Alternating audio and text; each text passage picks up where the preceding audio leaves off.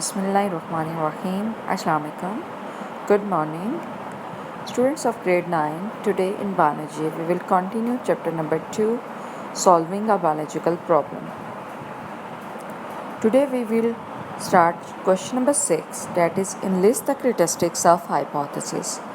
As we already studied what is hypothesis, it was a tentative statement which any scientist or biologist make after careful observations of his surrounding or of any biological problem which he want to deal.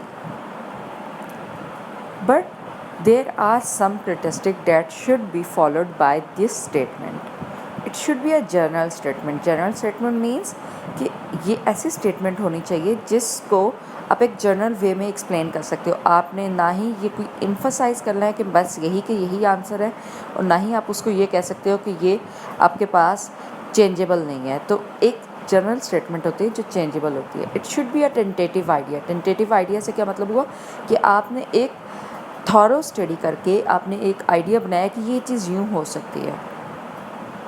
It should agree with available observations, कि जो available हैं आपके पास observations उनसे ये agree करती है. ये नहीं है कि आपने फाइंड कुछ और किया है, जो ऑब्ज़र्व किया आपने कुछ और बोला है, और जो आपने स्टेटमेंट फॉर्म की है वो कुछ और हो. तो ये नहीं होना चाहिए. जो आपकी ऑब्जर्वेशंस हैं उसके साथ ही एग्री करना चाहिए. It should be kept as simple as possible. That mean कि कोई कॉम्प्लिकेटेड स्टेटमेंट नहीं लिखनी है, आप एक जर्नल स्टेटमेंट ऐड करनी है.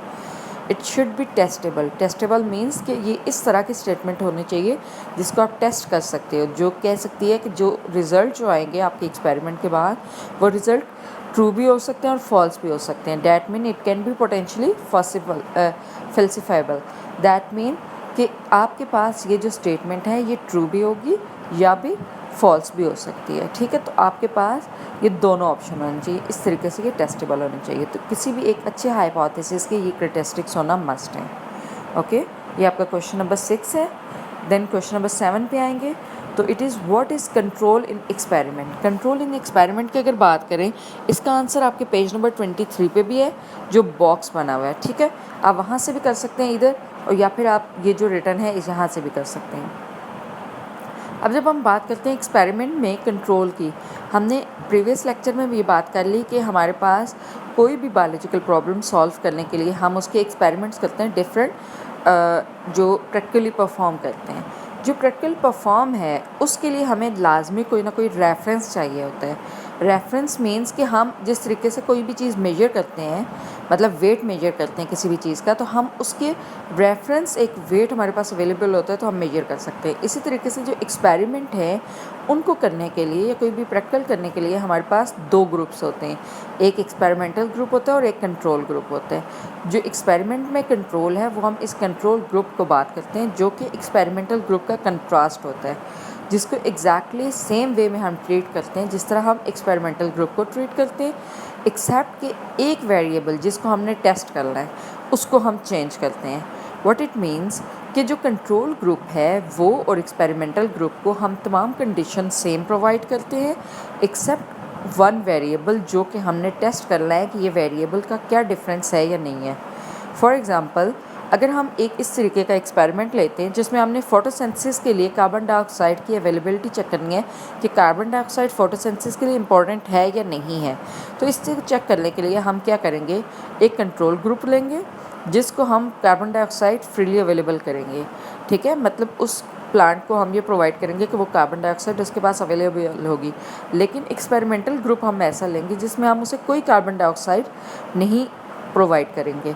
तो इस तरीके से हम ये प्रूफ कर लेंगे या एक्सपेरिमेंट करके हमें ये आइडिया हो जाएगा कि जो कंट्रोल ग्रुप है उसमें तो वो प्लांट ग्रो कर रहा होगा क्योंकि उसमें फोटोसिंथेसिस का प्रोसेस हो रहा होगा, जबकि जो प्लांट एक्सपेरिमेंटल ग्रुप में है जिसको हमने विदाउट कार्बन डाइऑक्साइड रखा है वो ग्रो नहीं कर सकता क्योंकि उसमें फोटोसिंथेसिस का प्रोसेस नहीं हो पाएगा.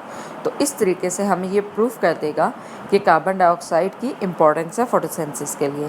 दैट मीन्स कि जो हम कंट्रास्ट करने का क्या मतलब है, कंपेयर करना. ठीक है, एक जो हमारे पास कंट्रोल ग्रुप है उसको हम एक्सपेरिमेंटल ग्रुप के साथ कंपेयर करके किसी भी वेरिएबल को चेक कर सकते हैं कि इस वेरिएबल की इस काम पे कोई इंपॉर्टेंस है या नहीं है. ठीक है, नेक्स्ट आपके पास है क्वेश्चन नंबर 8, जो है draw flow sheet of biological method. ये आपके पास मलेरिया वाले टॉपिक के बाद पेज नंबर 27 पे है, ठीक है। आप वहाँ से भी बना सकते हैं और इस वीडियो लेक्चर से भी आप ले सकते हैं। ये आपको पहले इसलिए करवा रही हूँ कि आपके पास जो हमने प्रीवियस लेक्चर में बायोलॉजिकल मेथड स्टडी किए थे, जो 7 स्टेप्स किए थे, उसकी थोड़ी सी एक्सप्लेनेशन है, तो आपको ये क्लियर हो जाए। तो क्योंकि एग्ज़ाम्स में आपके पास अक्सर ये क्वेश्चन भी आ जाता है कि आप फ्लोशीट ड्रॉ करो, और समटाइम ये भी आ जाता है कि आप स्टेप बाय स्टेप इसको एक्सप्लेन करो। तो अगर सिर्फ फ्लोशीट आती है तो आप इस तरीके से फ्लोशीट बना लोगे। इसको अगर हम स्टडी करें, सबसे फर्स्ट स्टेप हमारे पास था कि बायोलॉजिकल प्रॉब्लम को आइडेंटिफाई करना। जब बायोलॉजिकल प्रॉब्लम को आइडेंटिफाई करते हैं तो हमने ऑब्जर्वेशंस बनानी होती हैं। ऑब्जर्वेशंस के लिहाज से हमने क्या बात की थी कि हम क्या करते हैं, हम अपनी सेंसेस पे फोकस करते हैं और अपने ब्रेन को यूज़ करते हैं, लेकिन हम क्या करते हैं, हम सिर्फ ऑब्जर्वेशंस को लेते हैं, हम उसे एक्सप्लेन नहीं करते, ठीक है। जब हम वो ऑब्जर्वेशंस ले लेते हैं तो फिर हम एक टेंटेटिव स्टेटमेंट बनाते हैं जो कि हाइपोथेसिस थी। और हाइपोथेसिस की अगर बात करें तो हाइपोथेसिस क्या थी, think of an answer that might make a sense, कि हम एक आंसर बना लेते हैं जो कि ये कोई सेंस बनाते हैं, जो हमने ऑब्जर्व किए उसके लिहाज से एक जनरल स्टेटमेंट बना लेते हैं। देन जो स्टेटमेंट हमने बनाई होती है उसको हम क्या करते हैं, उससे हम कुछ रिज़ल्ट टाइप चीज़ डिड्यूस कर लेते हैं, यानी कि प्रिडिक्ट करते हैं रिज़ल्ट को, जिसको हम क्या कहते हैं, do not make conclusion but use if then and plan experiment. कि एक्सपेरिमेंट को प्लान करने के लिए हम क्या करते हैं, हम ये कहते हैं कि अगर हमने ये हाइपोथेसिस बनाया है तो हम ये डिड्यूस कर सकते हैं, देन हम ये रिज़ल्ट आइडेंटिफाई कर सकते हैं, या पॉसिबिलिटी है कि हम ये हासिल कर सकें। तो कोई भी एक्सपेरिमेंट प्लान करने के लिए हम इफ़ और देन का यूज़ करते हैं, जो कि डिडक्शन के ज़रिए होता है। अब डिड्यूस करने के बाद क्या करते हैं, हमने एक्सपेरिमेंट करने हैं। एक्सपेरिमेंट करने के लिए हमने क्या लिए, एक एक्सपेरिमेंटल ग्रुप लेते हैं और एक कंट्रोल ग्रुप लेते हैं। जब हम एक्सपेरिमेंट करते हैं तो हम क्या करते हैं, जो भी हमारे पास डाटा आता है उसको हम डाटा को ऑर्गेनाइज़ करते हैं पहले, देन उस डाटा को एनालाइज करते हैं और रिज़ल्ट को समराइज़ करते हैं। अगर तो रिज़ल्ट अप्रूव ना हो, ठीक है, तो हम दोबारा से हाइपोथेसिस, न्यू हाइपोथेसिस बनाते हैं। तो ये इसी तरीके से कंटिन्यू चलता रहता है जब तक कि प्रूव ना हो जाए हमारी हाइपोथेसिस। डिफरेंट टाइप के हाइपोथेसिस बनाते जाते हैं और वन बाय वन उनको टेस्ट करते जा रहे हैं।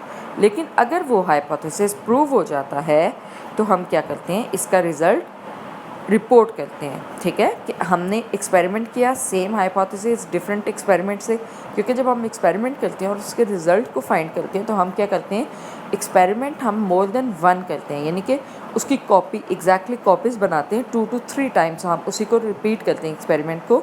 तो अगर वो सेम रिज़ल्ट होता है तो that mean it is proved.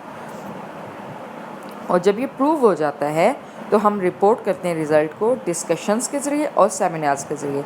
हम ये ऑलरेडी बात कर चुके हैं कि हमने सेमिनार्स कहाँ पे हो सकते हैं, कॉलेज, स्कूल, यूनिवर्सिटीज़ वगैरह में हो सकते हैं, और डिस्कशंस कहाँ पे हो सकती हैं, आपके जो जर्नल्स हैं, साइंटिफिक जर्नल्स हैं, बुक्स हैं, उन पे हो सकते हैं। देन अगेन इनकी फर्दर टेस्टिंग होती रहती है। तो अगर वो बार बार टेस्ट करने के बावजूद सेम रिज़ल्ट्स रहते हैं तो हम वो थ्योरी फॉर्म हो जाती है। और अगर वो थ्योरी फर्दर टेस्टिंग के बाद भी सेम रेट डिफरेंट इन्वायरमेंट में डिफरेंट साइंटिस्ट उसको करते रहते हैं तो वो लॉ और प्रिंसिपल बन जाते हैं। हमने अभी तक थ्योरी और लॉ प्रिंसिपल्स के बारे में इन डिटेल नहीं स्टडी किया, इंशाल्लाह नेक्स्ट लेक्चर्स में हम वो भी कंप्लीट कर लेंगे। आई होपफुली स्टूडेंट्स कि आपको बायोलॉजिकल मेथड क्लियर हो गया होगा। ये 7 स्टेप्स हैं जिसमें पहले हम बायोलॉजिकल कोई भी प्रॉब्लम होती है उसको आइडेंटिफाई करते हैं, उसकी ऑब्जर्वेशंस लेते हैं कि क्या क्या मेन इश्यूज़ हैं या क्या क्या मेन इसके जो फिनोमेनाज हैं उनको लेके हम क्या करते हैं, उसे एक जनरल स्टेटमेंट हम फॉर्म कर लेते हैं जिसको हम हाइपोथेसिस कहते हैं। हाइपोथेसिस के बाद हम एक डिडक्शन कर लेते हैं, यानी कि एक अटेंटेटिव रिज़ल्ट बना लेते हैं कि हो सकता है अगर हम ये हाइपोथेसिस दे रहे हैं तो ये चीज़ हमारे पास आंसर आ सकती है। उसके लिए फिर हम एक्सपेरिमेंट्स करते हैं और एक्सपेरिमेंट के बाद अगर हमारे पास प्रूव हो जाते हैं रिजल्ट्स तो रिपोर्ट करके हम उनको फर्दर थ्योरी और लॉ में कन्वर्ट कर सकते हैं। I hopefully it is clear to you. Thank you class.